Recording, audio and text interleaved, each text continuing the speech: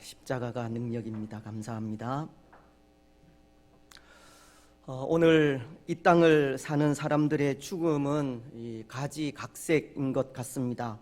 어떤 사람의 죽음은 나이가 들어 때가 찬 때 하나님의 부르심을 받아 죽는 죽음이 있고, 또 어떤 사람의 죽음은 아직 젊은 나이에 가야 할 때가 이른 것 같지만 세상을 떠나는 죽음도 있으며, 또 어떤 사람의 죽음은 정의를 위해, 이 진리를 위해 목숨을 잃는 죽음도 있기 때문입니다.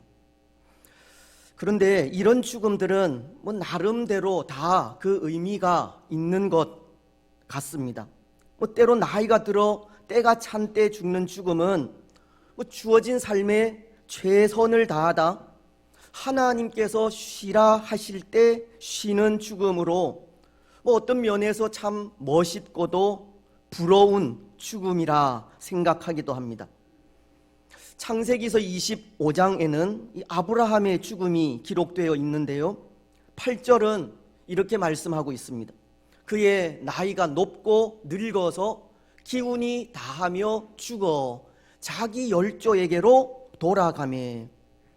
아브라함은 흔히 말하는 이 천수를 누리게 된 것으로 그에게 주어진 삶의 최선을 다한 이후 하나님의 때에 부름을 받게 된 것입니다.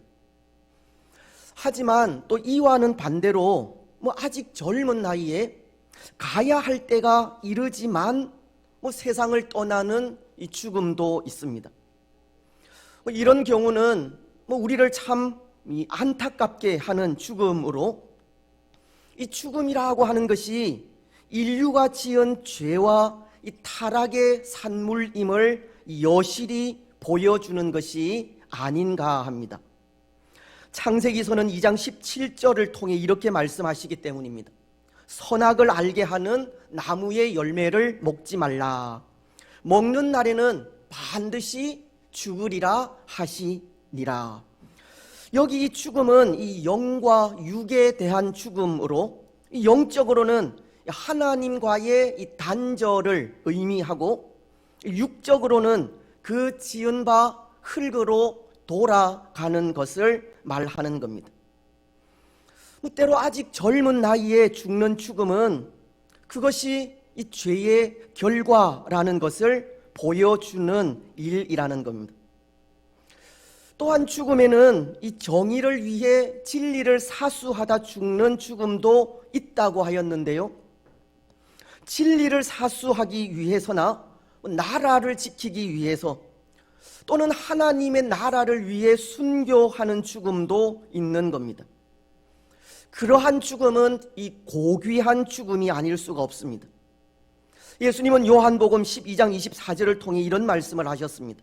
내가 진실로 너희에게 이르노니 한 알의 밀이 땅에 떨어져 죽지 아니하면 한 알 그대로 있고 죽으면 많은 열매를 맺느니라. 마치 예수님의 십자가 죽음으로 많은 사람들이 이 생명의 열매를 맺은 것처럼 정의를 위하여 진리를 사수하다 죽는 죽음은 죽음으로서 많은 열매를 맺는 참 이 고귀한 죽음이 아닐 수 없다는 것입니다. 그런데 여러분, 이런 가지각색의 죽음 가운데에는 또 이런 죽음도 있는 것 같은데요, 스스로 목숨을 끊는 죽음도 있다는 겁니다. 자기 자신을 죽이는 죽음도 있습니다.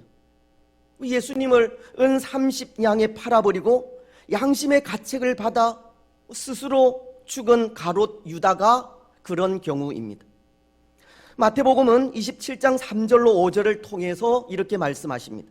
그때에 예수를 판 유다가 그의 정죄됨을 보고 스스로 뉘우쳐 그 은 30을 대제사장들과 장로들에게 도로 갖다 주며 이르되 내가 무죄한 피를 팔고 죄를 범하였도다 하니, 그들이 이르되 그것이 우리에게 무슨 상관이냐, 네가 당하라 하거늘 유다가 은을 성소에 던져 넣고 물러가서 스스로 목매어 죽은지라. 유다는 예수님이 자신의 고발로 인해 사형이 확정되자 스스로 뉘우치게 되었다고 그렇게 말씀하지만 이것은 회개를 의미하는 것이 아니라 후회를 하였다라는 의미로 이 양심의 가책을 받은 것을 말하는 것인데요, 그 이후에 그가 한 행동이 목매어 죽는 일이었습니다. 유다는 스스로 목숨을 끊은 겁니다. 하지만 하나님은 타인의 생명이든 자신의 생명이든 이 생명을 살해하는 일은 하나님의 계명을 어기는 일이라고 하십니다. 출애굽기서가 20장 13절을 통해 이렇게 말씀하시기 때문입니다. 살인하지 말라. 10계명 중에 하나이지 않습니까? 그런 의미에서 오늘날 이슈가 되는 임신, 중절 수술도 이 성경적이지 않다고 하는 겁니다. 이 스스로 목숨을 끊는 일은 하나님의 계명을 어기는 일로 어쩌면 어리석은 죽음인 것입니다. 물론 스스로 목숨을 끊기까지 그가 당한 말로 다 할 수 없는 이 고통은 있을 수 있지만 이 생명의 숭고함과 이 존엄함 앞에 이 죽음보다는 이 사는 일을 택하는 것이 더 현명한 선택이 아닌가 합니다. 그렇습니다. 오늘 이 시대에 수많은 사람들이 이 고통 속에 스스로 죽는 죽음을 선택하기도 하지만 오늘 우리는 하나님께서 주신 이 생명의 가치를 깨닫고 이 사는 일에 우리 마음을 다하시기 바랍니다. 여러분, 오늘 이 땅 위에는 이렇게 가지각색의 죽음이 있고 또 그 죽음에는 나름대로 다 그 의미가 있는 것 같은데요, 이런 여러 가지의 죽음을 생각하면서 또 이런 생각을 해보는 것도 의미가 있으리라 생각합니다. 오늘 우리의 죽음은 어떤 죽음이 될까 하는 겁니다. 여러분, 오늘 우리는 이런 여러 가지 행태의 죽음 가운데 어떤 죽음을 죽었으면 좋겠습니까? 예수님께서 부활하신 이 주일 아침에 죽음을 생각한다는 것이 어떨지 모르겠지만 오늘날은 웰빙, 잘 사는 것도 중요하지만 웰다잉, 잘 죽는 것도 중요하다라고 하지 않습니까? 특히 요한계시록은 14장 13절을 통해 그리스도인들에게 죽음은 복된 것이라고 하는데요, 또 내가 이르되 하늘에서 음성이 나서 이르되 기록하라. 지금 이후로 주 안에서 죽는 자들은 복이 있도다 하심에 성령이 이르시되 그러하다. 그들이 수고를 그치고 쉬리니 이는 그들의 행한 일이 따름이라 하시더라. 우리 그리스도인들에게 죽음은 복된 것이라고 하시듯 오늘 우리가 어떠한 죽음을 죽어야 할지를 생각하는 것도 한편으로 의미가 있는 일이 되는 것입니다. 저는 그런 것 같습니다. 저는 저에게 주어진 믿음의 선한 싸움을 다 싸우고 달려갈 길을 다 마친 후 주께서 쉬라고 하실 때, 그때 세상의 모든 짐을 내려놓고 쉬는 그런 죽음을 원하고 있습니다. 아마도 이것은 저만이 아니라 우리 모두가 생각하는 죽음이 아닐까 생각합니다. 마치 이 찬송가 608장이 이 3절 가사를 통해서 노래하는 것과 같은 겁니다. 후일에 석양 가까워 서산의 해가 질 때에 주께서 쉬라 하실 때 영원한 안식 없겠네. 내 주 예수 배올 때에 그 은혜 찬송하겠네. 내 주 예수 배올 때에 그 은혜 찬송하겠네. 우리 인생의 노을이 지고 이 빨간 석양이 넘어가는 그때 이 주께서 쉬라고 하심으로 얻는 영원한 안식을 고대하고 있는 겁니다. 여러분, 오늘 우리는 죽음을 생각하면서 그런 죽음을 죽게 해달라 기도하셨으면 좋겠습니다. 믿음의 선한 싸움을 다 싸우고 달려갈 길을 다 마친 후 주께서 쉬라고 하실 때 이 세상의 모든 짐을 내려놓고 쉬는 그 죽음을 위해서 기도하시기를 바랍니다. 우리가 잘 아는 작곡가인 모차르트는 죽음이 임박한 그의 부친에게 쓴 편지에서 이런 글을 썼다고 합니다. 죽음은 엄밀히 말해 나의 인생의 최종 목표이다. 나는 몇 년 전부터 그 친구와 가깝게 되어 이제 죽음이 두렵지 않다. 오늘 우리 역시도 그리스도 예수 안에서 죽는 죽음이 이 두려움이 아니라 이 복인 것을 고백하면서 달려갈 길 다 마친 후 영원한 안식을 누리기를 소원하시기 바랍니다. 오늘 말씀도 보십시오. 우리는 몇 주 동안 이스라엘의 사사이던 이 삼손에 대한 말씀을 묵상해 오고 있었는데요, 이 삼손도 죽게 됩니다. 오늘 31절은 이렇게 말씀하고 있기 때문입니다. 그의 형제와 아버지의 온 집이 다 내려가서 그의 시체를 가지고 올라와서 소라와 에스다올 사이 그의 아버지 마노아의 장지에 장사하니라. 이 삼손이 이스라엘의 사사로 20년 동안 지냈더라. 어쩌면 참 파란만장한 삶을 산 삼손도 결국 죽어 장사되었다고 합니다. 그런데 여러분, 오늘 우리는 삼손의 이 죽음을 보면서도 여러 가지 생각을 할 수 있을 것 같습니다.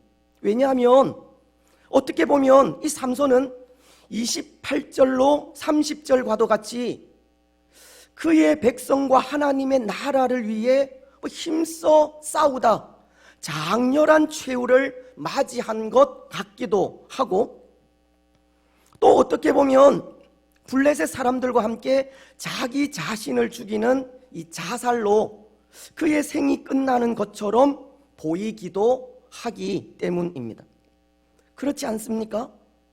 29절로 30절 상반절은 이렇게 말씀하시는데요,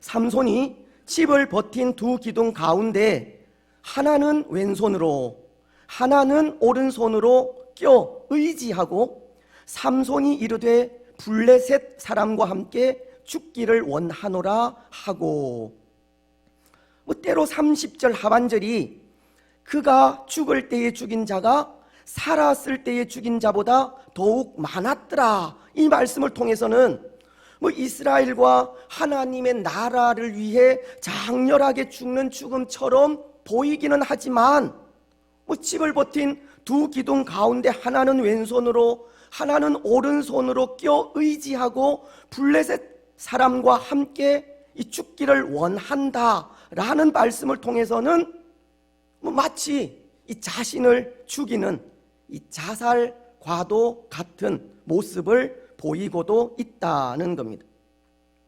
실제 많은 학자들은 이 삼손의 죽음을 이 자살이라고 단정을 짓는 사람들도 있습니다.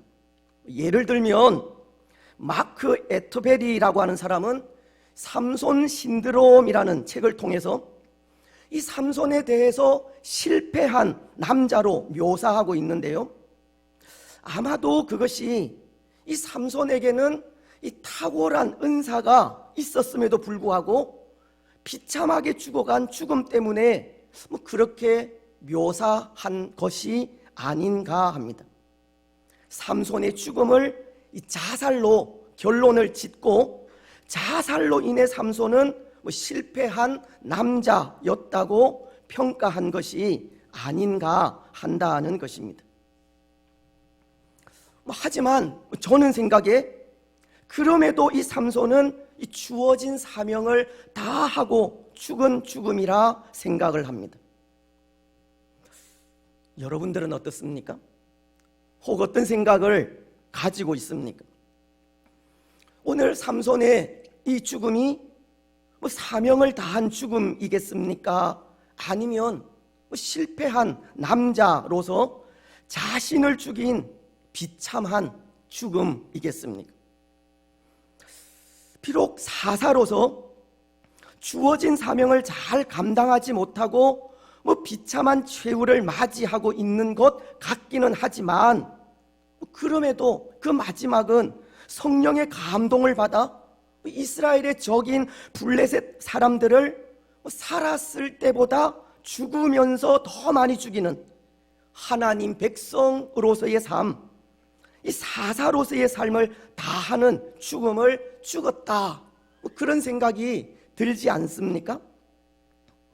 그렇습니다. 오늘 삼손의 죽음은 단순히 자신을 죽이는 죽음이 아닙니다. 자살이 아니라는 겁니다. 그의 죽음은 블레셋 사람들의 압제로부터 이 동족을 구하기 위한 마음에서 나온 이 거룩한 이 순교와도 같은 죽음입니다. 그는 비록 하나님 앞에 죄를 짓고 도덕적으로 떳떳하지 못한 삶을 살아오고는 있었지만, 이 생의 마지막 순간은 헌신적인 죽음을 통해 자기 민족인 이스라엘을 구원하려 한 것입니다. 마치도 에스더가 가진 마음과도 같은 마음인데요, 이 페르시아 제국의 왕후이던 에스더가 이 하만에 의해 자기 민족 이스라엘이 이 진멸의 위기에 처하게 되었을 때 이스라엘을 살리기 위해 이 죽으면 죽으리라 라는 각오로 이 페르시아 왕 앞에 나아간 그 마음과 동일하다는 겁니다. 에스더서는 4장 16절을 통해 이렇게 말씀하지 않습니까? 당신은 가서 수산에 있는 유다인을 다 모으고 나를 위하여 금식하되 밤낮 3일을 먹지도 말고 마시지도 마소서. 나도 나의 시녀와 더불어 이렇게 금식한 후에 규례를 어기고 왕에게 나아가리니 죽으면 죽으리이다 하니라. 당시에는 왕후라도 왕이 부르기 전에 왕 앞에 나아가면 죽음을 죽게 되듯, 에스더는 죽으면 죽으리이다 라는 각오로 왕 앞에 서서 유다의 구원을 가능할 것을 말하고 있는 겁니다. 오늘 삼손은 그가 블레셋 사람들과 함께 죽으려 하는 것이 바로 이런 마음에서라는 겁니다. 블레셋의 압제로부터 이스라엘을 구원하기 위한 희생적인 죽음을 죽으려 하는 겁니다. 모르겠습니다. 어쩌면 이 마음 속에서 택하신 자기 백성을 구원하시기 위해 십자가 위에서 목숨을 버리신 예수님의 희생적인 죽음을 발견할 수 있을지도 모르겠습니다. 때로 예수님의 십자가도 목숨을 버리신 죽음이기 때문입니다. 갈라디아서는 2장 20절을 통해 이렇게 말씀하십니다. 내가 그리스도와 함께 십자가에 못 박혔나니 그런즉 이제는 내가 사는 것이 아니요 오직 내 안에 그리스도께서 사시는 것이라. 이제 내가 육체 가운데 사는 것은 나를 사랑하사 나를 위하여 자기 자신을 버리신 하나님의 아들을 믿는 믿음 안에서 사는 것이라. 예수님도 우리를 위하여 자기 자신을 버리셨다고 하십니다. 예수님의 죽음은 우리를 위해 죽어주신 죽음이자 죽임 당해 주신 죽음인 것입니다. 그래서 요한계시록도 5장 6절을 통해 이렇게 말씀하고 있습니다. 내가 또 보니 보좌와 내 생물과 장로들 사이에 한 어린 양이 서 있는데 일찍이 죽임을 당한 것 같더라. 그에게 7뿔과 7눈이 있으니 이 눈들은 온 땅에 보내심을 받은 하나님의 7영이더라. 보좌와 내 생물과 이 장로들 사이에 서 있는 한 어린 양이 일찍 죽임을 당한 것 같더라 라고 하십니다. 예수님은 우리를 위하여 죽임을 당하셨다는 겁니다. 다시 말씀을 드리면 죽어주신 겁니다. 마치 삼손이 그의 백성들을 위해 두 기둥을 양손에 붙들고 블레셋 사람들과 함께 죽은 것과 같은 겁니다. 오늘 삼손의 죽음은 실패자로서 자신을 죽이는 자살이 아니라 마지막 남은 그의 힘으로 이 사사로서의 사명을 다하고 죽은 예수님과도 같은 희생적이고도 헌신적인 사랑인 것입니다. 사랑하는 여러분, 오늘 우리가 우리의 죽음을 생각할 때에도 이런 희생적인 죽음도 있어야 하지 않을까 생각합니다. 때로 우리는 믿음의 선한 싸움을 다 싸우고 달려갈 길을 다 마친 후 주께서 쉬라고 하실 때 세상의 모든 짐을 다 내려놓고 쉬는 그런 죽음을 원하고도 있지만, 하나님의 나라를 위해서라면 목숨도 아끼지 않는 그런 희생도 필요하다는 것입니다. 내 것을 고집하고 주장하는 삶이 아니라 우리 자신을 내려놓는 희생적인 삶, 이 버리는 삶을 살다 가는 모습이 필요한 것입니다. 갈라디아서 2장 20절이 말씀하고 있는 것처럼 내가 그리스도와 함께 십자가에 못 박혔나니 그런즉 이제는 내가 사는 것이 아니요 오직 내 안에 그리스도께서 사시는 것이라. 하나님의 나라를 위해 십자가에 못 박히는 희생적인 삶이 필요한 겁니다.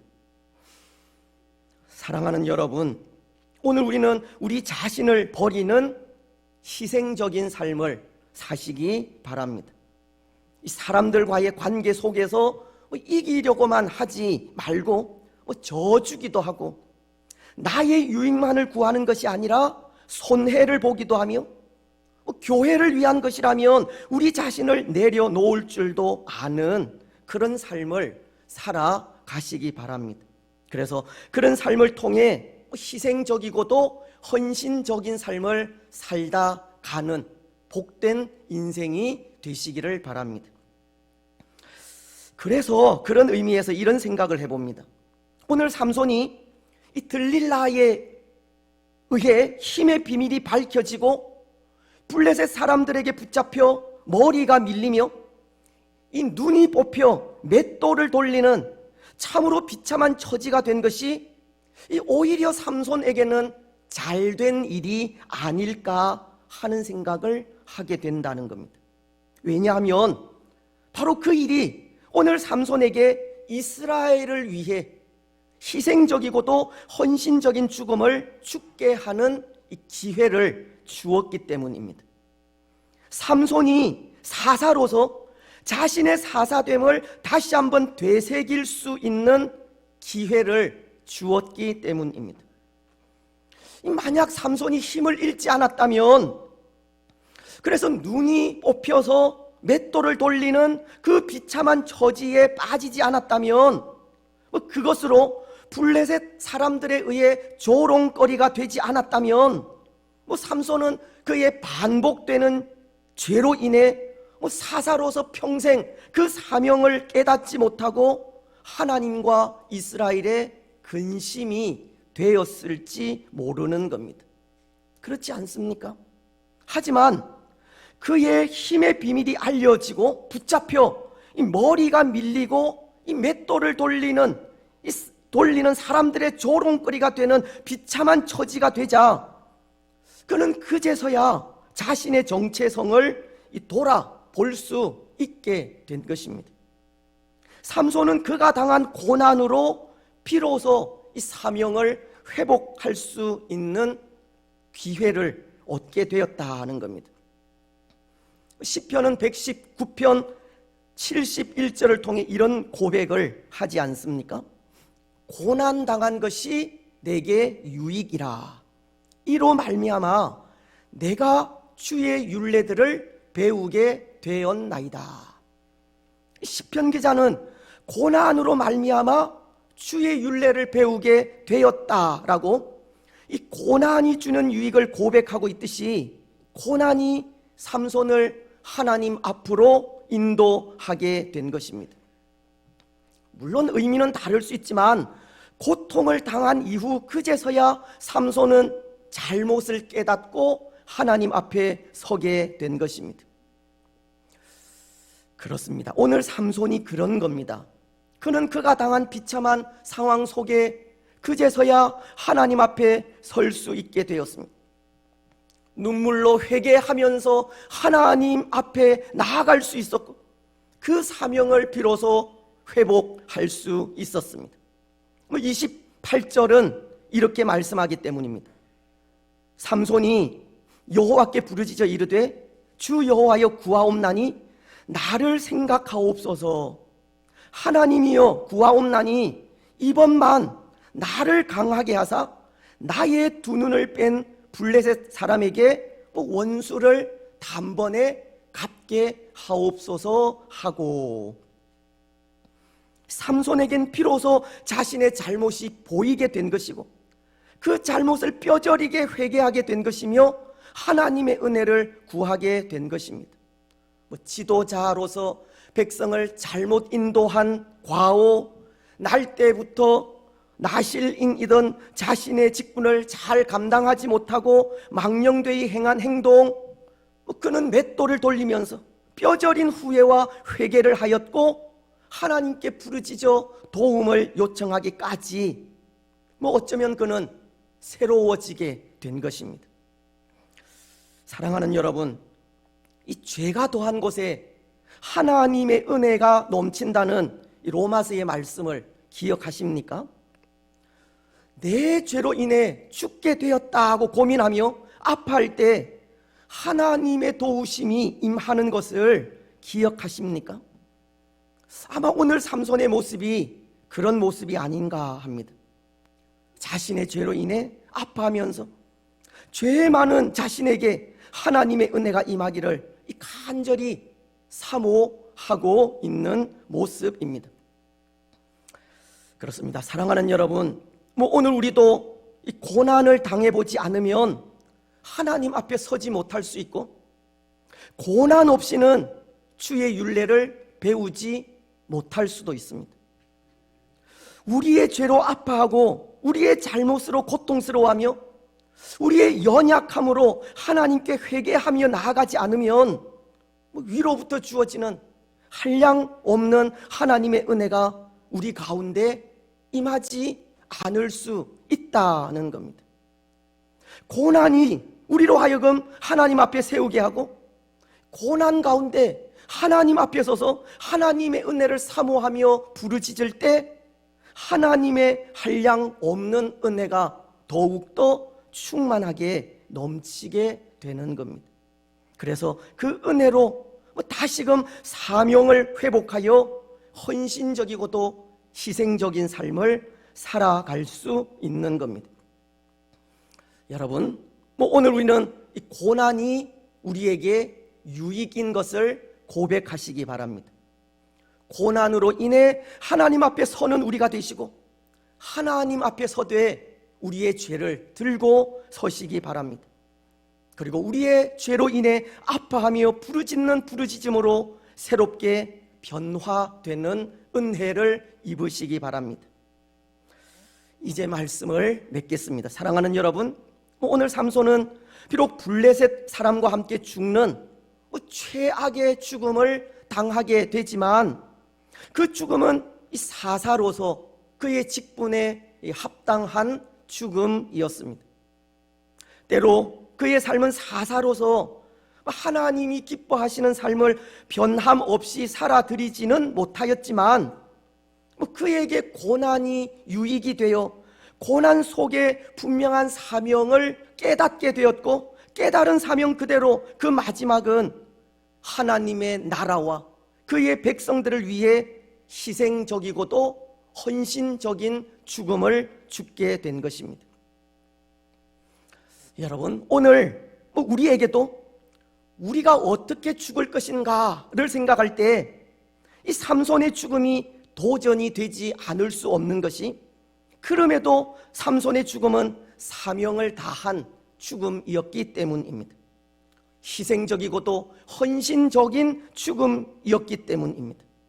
마치 예수님께서 십자가 위에서의 죽음으로 죄와 사망으로부터 우리를 구원하신 것과도 같은 죽음을 죽었기 때문입니다. 그의 그 희생적이고도 헌신적인 죽음이 오늘 우리에게도 도전이 되지 않을 수 없는 겁니다. 여러분, 오늘 우리는 우리의 삶이나 죽음이 희생적이고도 헌신적인 삶이 되시기를 바랍니다. 때로 교회로서 사명을 잃어가고 성도로서 그 본분을 잃어가며 직분자로서 신실함을 잃어가는 시대에 다시 한번 성도로서 사명을 회복하여 헌신과 희생의 삶을 살아가시기를 바랍니다. 때로 고난을 통해서든 아니면 은혜를 통해서든 이 직분에 맞는 삶을 살아가시기 바랍니다. 그래서 하나님의 사람으로 그 이름에 합당한 삶을 살다 하나님께서 부르실 때 감사함으로 그 품 안에 안기는 복된 주의 성도들이 되시기를 주님의 이름으로 축복합니다.